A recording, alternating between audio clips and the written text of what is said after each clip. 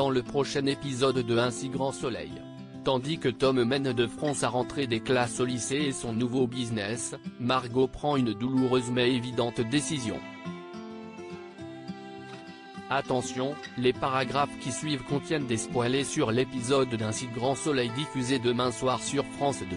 Si vous ne voulez rien savoir, ne lisez pas ce qui suit.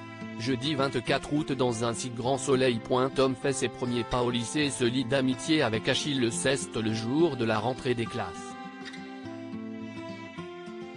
Tom est stressé, il explique à Virgile qu'il ne veut pas aller au lycée et perdre son temps. Il préférerait travailler et gagner sa vie. Virgile lui rappelle l'importance des études et lui demande de se rendre au lycée comme prévu. Il prête ensuite son vélo à l'adolescent pour qu'il puisse aller en cours.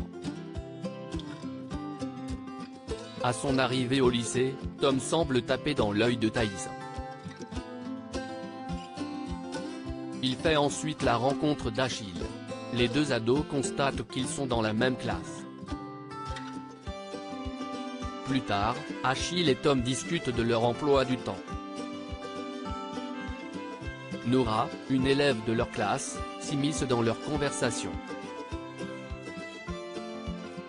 Tom est distant, il paraît peu emballé par cette rentrée. En fin de journée, Tom s'apprête à rentrer chez lui quand il se rend compte que son vélo a déraillé. Achille pense pouvoir le réparer et propose à son nouvel ami de venir chez lui.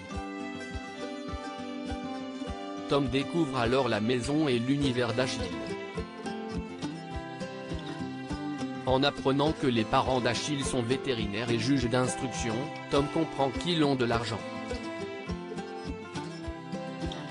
Achille parvient ensuite à réparer le vélo de Tom. Il l'invite à rester dîner, mais Tom décline la proposition. On perçoit tout de même qu'une complicité naît entre eux. Plus tard, Tom est avec Stan et récupère de la drogue, de la Buddha Blue. Stan tend à Tom un téléphone sur lequel a été installée une appli spécifique pour qu'il ajoute des contacts. Tom assure qu'il va essayer de se faire des contacts au lycée. Stan insiste, il ne devra pas passer par des SMS, mais uniquement par cette application pour ne pas laisser de traces. Manu et Hugo prennent en charge une nouvelle enquête. Un adolescent a été victime d'un malaise cardiaque et les pompiers n'ont pas réussi à la ranimer. Les policiers retrouvent un flacon de Buddha Blue dans ses affaires.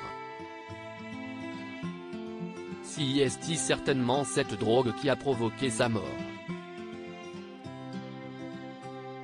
L'adolescent n'avait que 14 ans, Manu est consterné.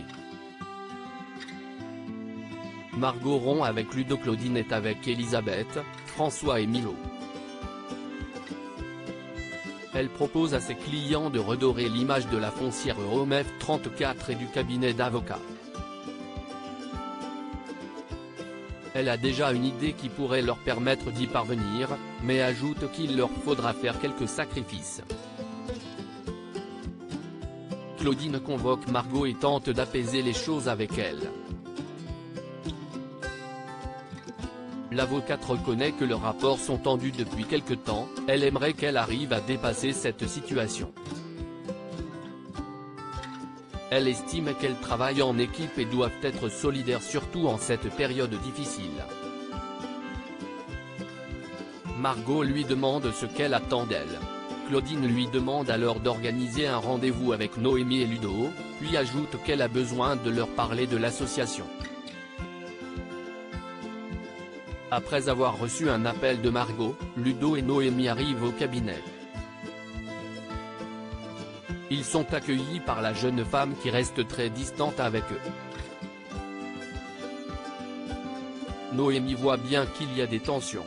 Claudine reçoit ensuite Ludo et Noémie dans son bureau et leur annonce qu'elle souhaite leur parler des malentendus qui se sont installés entre eux et les donateurs. Elle souhaite repartir sur des bases saines.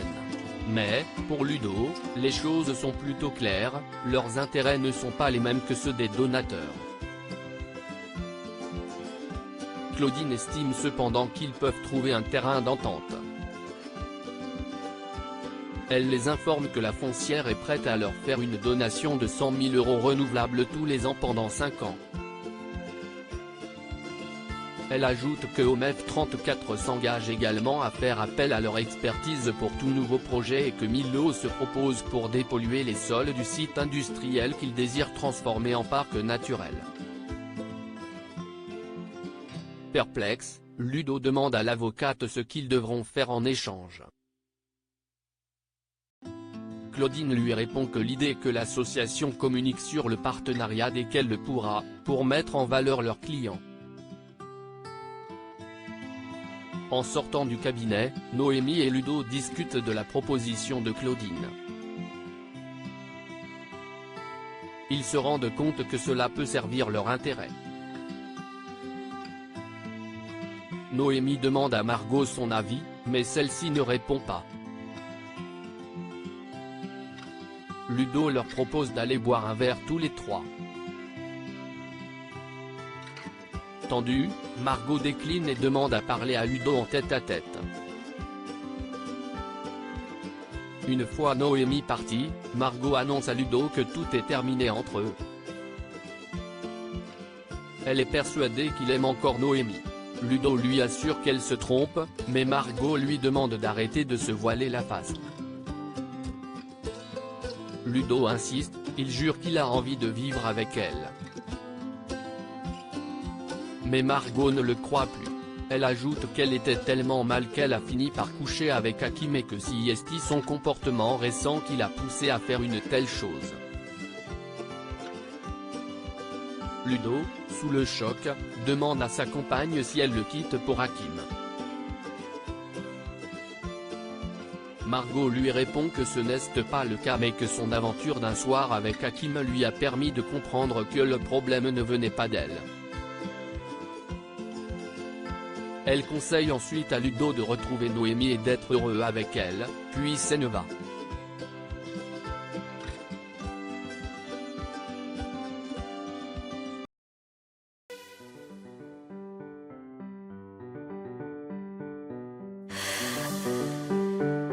나